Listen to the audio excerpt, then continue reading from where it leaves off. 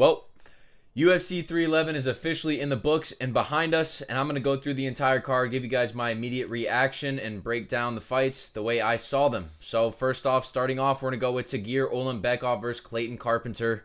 Tagir was just a little bit better everywhere, I felt like. You know, it looked like he definitely could have done a little bit better on the feet, but gets the grappling where he needs to and ends up winning the fight via decision. Definitely still a close fight, though. Nothing super impressive. Next up, we've got Ricky Tercios versus Bernardo Sopaj. A little bit more of the same. You know, Bernardo Sopaj was a little unimpressive to me. I was very high on him going into this fight. And, yeah, he didn't really show me what I needed to and what I was expecting and you know, preaching about this guy and giving him such high praise. And you know, he just didn't really do much against Ricky Tercios, who kind of looked very basic in there. And I don't know. It wasn't an impressive win, but Bernardo Sopaj does get the job done regardless. Let's hope it was just an off night and we still have a prospect in the fucking UFC, because it feels like we don't have any prospects left. Rinya Nakamura versus Muin Gafarov. You know, I'm just going to go on a quick rant. I'm trying to keep this short, but I might make a video on this here soon. Rinya Nakamura threw that fight, and there's nobody on planet Earth that can convince me otherwise. Yeah, absolutely. You know, you have an Olympian level wrestler, this guy who only shoots takedowns in all of his fights. You know, he grapple fucks everybody. You know, he's an absolute dominant force on the ground. And this guy doesn't shoot one takedown against Muin Gafarov, who's got shit takedown defense. I don't know. I saw those odds, and I saw Rinya Nakamura not even try. I don't know if he's absolutely brain dead or has zero IQ or what the deal is, but to me that looked like a little rigged fight, and it looked like his family just got very, very fucking rich. And I'm upset about it because they stole pockets. They stole from the pockets of us and the pockets of the fans, because that fight was terrible to watch as well. Everything about that shit was terrible. Fuck Rinya Nakamura and fuck gambling. Anyways, he gets absolutely dominated, 30-27. Should have gotten finished. I wish he got humiliated. And I'm going to stop it while I'm ahead. Aline Perez versus Carol Rosa. Thank God we got some redemption right after that fight. You know, Aline Perez does go in there and shake her ass and get the job done like she needs to do. You know, she out-grapples Carol Rosa. Pretty obvious pick there, in my opinion. Thank God for Aline Perez. Okay, next up. This is where shit starts to go a little haywire. Okay, not really this one. Grant Dawson versus, fuck, I'm already forgetting his name. Diego Ferreira. He's a thing of the past now. I'm lagging a little bit here, but, yeah, man, Grant Dawson goes in there and does what he needs to do, gets the job done. Top control is just too fucking heavy. Gets the takedowns, does what he needs to do. Bogdan Guskov versus Billy Elkins. Bogdan gets a sub. Round 2. I didn't actually watch this fight. Can't give you guys much. Zachary Reese versus Azmat Bakoyev. Yeah, man, Zachary Reese just proves to us again he has the same chin as a newborn toddler, a newborn baby. He's got the same chin. So, yeah, Zachary Reese gets humiliated again and finished in the first round. Absolutely pathetic performance from him. Okay, now we get into the excitement here. Peyton Talbot versus Raoni Barcelos. Peyton Talbot gets absolutely fucking exposed, and he will be nothing. We've lost another prospect. He should not have shaved his fucking hair. You know, it just does not fit his vibe. I don't know if it was just the hair that was the problem or what, but he absolutely looked... I don't know why I keep saying... He looked like he had never wrestled a day in his life. Just absolutely pissed on the feet in a lot of situations too. He looked lackadaisical in there. He looked asleep. I get it, this chill, cool, calm, collected fighting style, and you know, I can commend people that can be so calm in the face of danger, and you know, and can be this cool guy and just kind of watch stuff as it happens. But at the end of the day, you're in a fucking fight, man. Like, you gotta have some testosterone in there pumping through you, and like look like you're fucking awake, man. Look like you like want to be in there instead of just walking around and getting...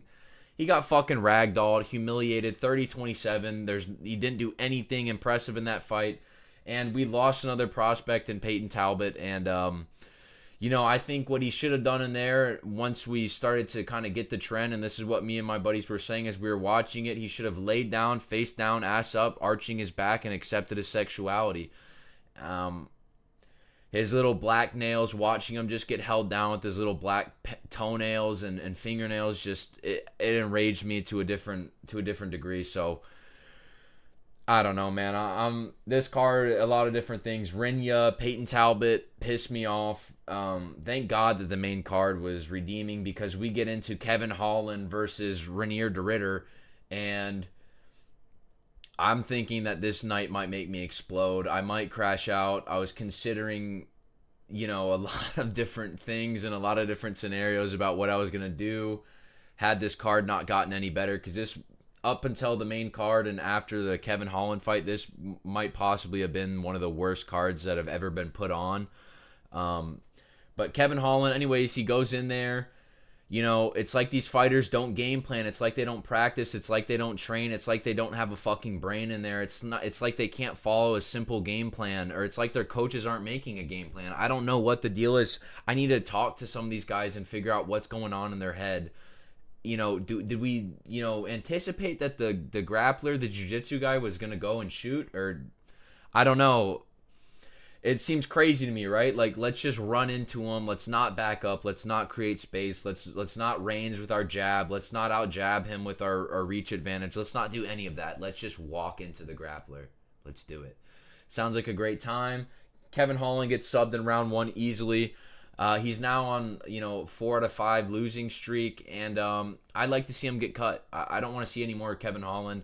I think he's a joke. He's just some random dude that just is, has good genetics and likes to scrap. But I'd like to see him get cut. I don't know about you guys. I don't want to see any more of Kevin Holland. I'm kind of done with him. Next up, we've got Jailton Almeida versus the Polar Bears, Sergey Spivac, and where we thought this could have been. Wow. I mean, honestly, for a heavyweight fight and for what it was pretty fun. It was pretty exciting. You see Sergey Spivac get a nice toss, holding that whizzer, and, he just gets a nice throw, and you're like, wait a second, do we have somebody out grappling Jailton Almeida? And we kind of get a little bit excited until Jailton Almeida reverses the position and gets, an easy KO. Or no, they stand back up to the feet, and then he rock'em sock'em robots and fucking cracks Sergey Spivac, and Sergey lays down on his stomach and gets ground and pounded to the back of the head. A little bit of revenge for Jailton Almeida after that back of the head finish. So good for him. Proud of Jailton Almeida. He's lost me a lot of money in the past, and I'm just glad that he can get back on the right track, because I just want to see some good fights in this goddamn sport, man. Is it too much to ask for? I don't know. It's seeming like it is.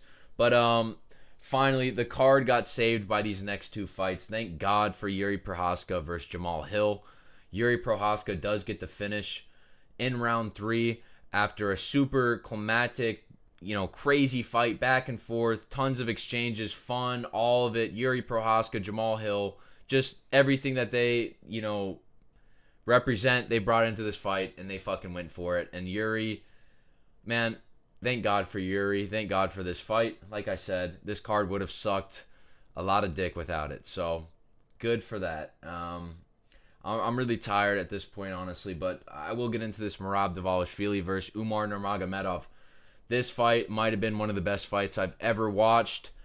Here, a lot of people are thinking we're going to get a boring grappling session. A lot of the casuals, I knew we're in for a fucking treat here, knowing that we have the 2 of the best grapplers in the sport. And holy fuck, man, I got to give my flowers where flowers are due. Merab Dvalishvili might be the GOAT of the bantamweight division. This guy is fucking insane, man. How the fuck do you have that cardio, bro? Just non-stop, man. Non-fucking stop. This guy does not fucking take breaks. He's just jumping around. He's smiling after the fight. He's running around, jumping on the cage. Puts on the most insane pace like he does every single fight. And here I was thinking, man, he's injured. Man, I don't know if you're going to be able to have that gas tank, up against, a guy like Umar. And Umar's clearly the better fighter. If anybody's watching that fight with a brain or anything, you could see, like, man, Umar's the better MMA fighter. Like, he is the better technical fighter, but it does not matter. Merab fucking wills his way to a win and gets the fucking job done, man. Good for fucking Merab. I hate Merab, and I hated him before this fight, but after watching that, bro, he's undeniable. If you aren't a Merab fan at this point, honestly, get fucked, because you are going to be getting fucked. Nobody's beating this guy. Absolutely insanely impressive from Merab Dvalishvili, and he's turned me into a fan. So, good on him, man. He deserves it, and I'm super happy. That was the best fight of the card, easily the best fight of the card, and yeah, I want to see more from Merab, but let's give him a little bit of a break, man. Like, we forced him into this Umar fight and tried setting him up for failure, and I think everybody was happy with it.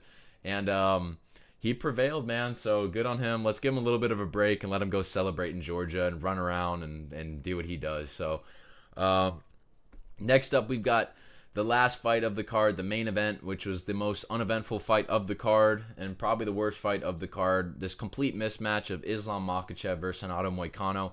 You know, at some point in the first round, we were kind of like getting a little bit excited. We saw Renato Moicano really go in there and not look scared. He was exchanging with Islam. He was getting some striking off. We thought he actually got a knockdown in there, but it turns out Islam just tripped. Anyways, they end up on the ground. Islam takes him down. And from there, it's wraps. Islam locks up a Darce choke on a scramble. And yeah, that's all she wrote. That dude's got the meanest Darce choke in the entire game. I'm going to have to start calling him the Darce Knight. I don't know who has that nickname, but it now goes to Islam because that dude's got a fucking wicked Darce choke. And yeah, Renato Moicano taps frivolously. That's the word. Anywho, guys, that's going to be it for the breakdown of this card. I'm going to try to keep it short, not make it a fucking 45-minute video. Stay tuned. We got some videos planned this week, not related to predicting fights, just kind of, well, maybe. We'll see. Anyways, guys, thanks for all the recent attention and support. Please stay tuned. The climb is only going to keep going. Peace out.